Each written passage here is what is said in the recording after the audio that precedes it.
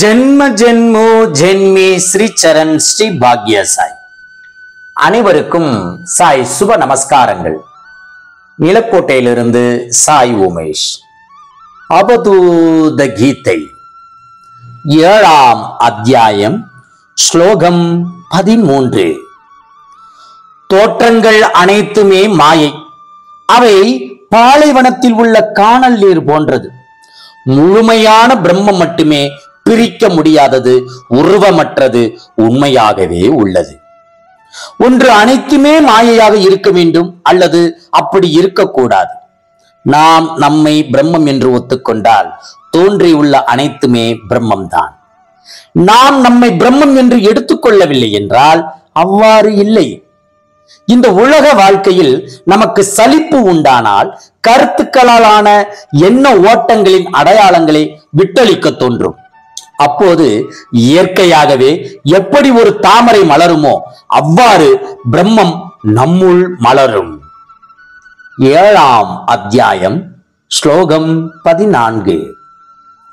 அவதூதர்களாகிய நாம் மத சட்டங்கள், கடமைகள் மற்றும் விடுதலை அடைவதற்கான வழிகள் போன்றவைகளில் மிகவும் அலட்சியம் காட்டுகிறோம். பற்று மற்றும் பற்று இல்லாத போன்ற கருத்துக்களுக்கு எந்த முக்கியத்துவமும் இல்லை. இவை அனைத்தும் பண்டிதர்களின் முட்டாள்தனமான கண்டுபிடிப்பு. அவதூதர்கள் எந்த விதமான மத ஒழுங்குமுறைகளையும் ஒத்துக்கொள்வதில்லை. பிரம்மம் மட்டும்தான் உண்மையான சம்பிரதாயம் என்கிறார்கள். பிரம்மத்தை மந்திரங்களிலோ, புத்தகங்களிலோ, முத்திரைகளிலோ அல்லது வேறு எந்த வழியிலும் அடக்க முடியாது. பிரம்மம் ஒரு அவதூதரின் இதயத்தில் மட்டும்தான் விடுதலையான நிலையில் உள்ளது. அதனால்தான் இந்த பரம்பரையில் ஒவ்வொரு அவதூதராக அவர்களுடைய சக்தி மாற்றம் மாறிக்கொண்டே வெளிப்பட்டு கொண்டிருக்கிறது. முழுமைத்தன்மையை நாம் உணராதவரை அவை விதை வடிவத்தில் நம்முள் இருந்து கொண்டே இருக்கும். அது தவறான பாதைக்கு வழிவகுத்து விடுகிறது. நம்முடைய பகுத்துணரும் தன்மையினால் நாம் ஒரு உன்னதமானவரை கண்டுபிடிக்க வேண்டும். அப்படிப்பட்ட அவதூதர்கள் உருவமில்லாத மற்ற அவதூதர்களின் சைதன்யத்தினால் ஆட்கொள்ளப்பட்டு இந்த பூமியில் வாழும் கடவுளாக விளங்குகிறார்கள். அப்படி ஒருவர் இந்த பூமியில் தோன்றினால் அவர்களோடு சேர்ந்து மற்ற அவதூதர்களும் பயணிக்க தொடங்குகிறார்கள். இந்த உயர்ந்தவர்களே ஒரு பாதையாகி விடுகிறார்கள். அவதூதர் தான் பிரம்மத்தின் தலைவர் மற்றும் உயர்ந்த உச்சகுரு. 7ஆம் அத்தியாயம் ஸ்லோகம் 15. எதுவுமே தெரியாத போது எதையும் சொல்ல முடியாது. ஒரு அவதூதர் முற்றிலும் தூய்மையானவர், எப்போதும் உயர்ந்த பிரம்மத்தில் மூழ்கியுள்ளவர் மற்றும் அவர் எப்போதும் பிரம்மத்தை பற்றி மட்டும் பேசுபவர்.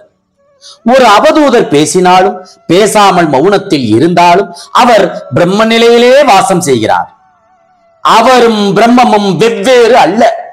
ஒரு அவதூதருக்கு அமைதி என்பது முழுமையான அமைதி மற்றும் துவைத இருப்பு இல்லாத முற்றும் உணர்ந்த நிலையை குறிக்கிறது. பல வகையான செயல்கள் நடப்பது போல தோன்றினாலும், பல வஸ்துக்கள் மாறிக்கொண்டே இருந்தாலும் எதுவுமே நடைபெறவில்லை, எதுவும் மாறவில்லை. மாற்றங்கள் இல்லாத அண்டவெளியை போன்ற ஆதியும் அந்தமும் இல்லாததுதான் உயர்ந்த அமைதி. அதுதான் ஒரு மேன்மையான அவதூதரின் வசிப்பிடம். ஜெய் குரு சாய். நற்பவி சாய் ராமா. ஜெய் குரு தேவ தத்தா.